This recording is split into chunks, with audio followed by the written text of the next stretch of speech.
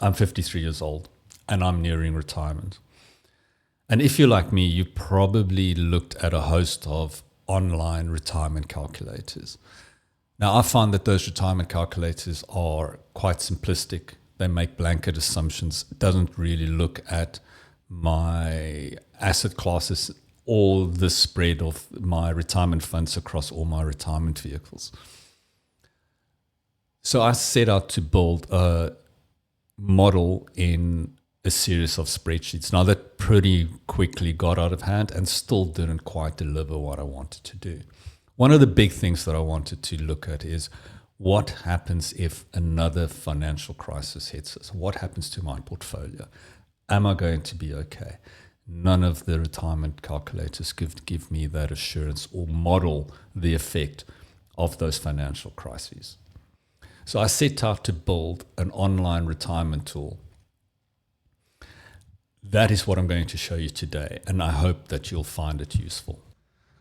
I'll post the link to the retirement site or the retirement calculator in the comments below, but you can start off with a 30-day free trial. So let's log in and go to the retirement calculator. Now, I designed this to be as intuitive and as easy to use as possible.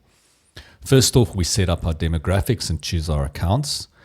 In this case, I'm 53, my retirement age is 57, and let's just project for 20 years. I'm not going to set any of the other settings at the moment. The next is to set our investments. Now, I'm going to assume that we only have a pension fund, and it is invested in UK equities, and let's put in £500,000 in that account. The next important thing is we need to establish what our spending is going to be. And I'm going to keep it very simple. Let's just have a mortgage or rental payment of £1,200 a month, inflation adjusted, and we can say that we start this rental at retirement until the end of the plan. The next important thing to do is to choose a withdrawal strategy. Now, for the purposes of this demonstration, I'm going to select the cash buffer, which allows us to plan a minimum floor for our cash that we will withdraw from our investments up to a maximum amount. So the floor in this case will be 5,000. The ceiling will be 50,000. So from that 500,000 retirement pot that I've got, we'll withdraw 50,000, put it in a cash account, and that will be used for my expenses until it runs down to £5,000. And the withdrawal will take place again and top up that cash balance to £50,000. Now, let's go and look at how the crisis works. Now, say that just after my retirement, so within the first 5 or 6 years, another 2008 great financial crash happens, or a great financial crash this happens. Now, each crisis usually has a run-up period in which it runs up by quite a considerable amount. In this case, it doubled over 6 years. Then there was a significant crash and a recovery period.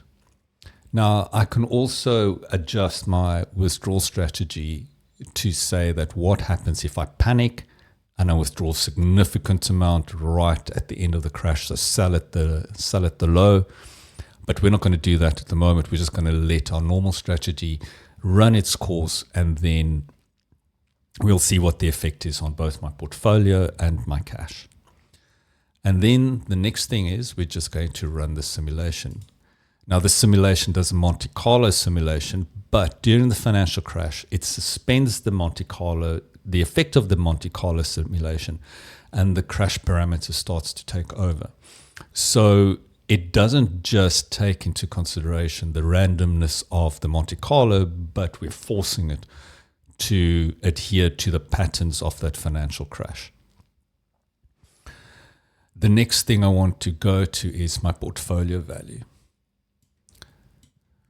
So if I go to my logarithmic scale, here we can see the effect of the financial crash on my portfolio. We can see that there's a definitive dip or a definite dip in my portfolio, and then it starts to grow again afterwards.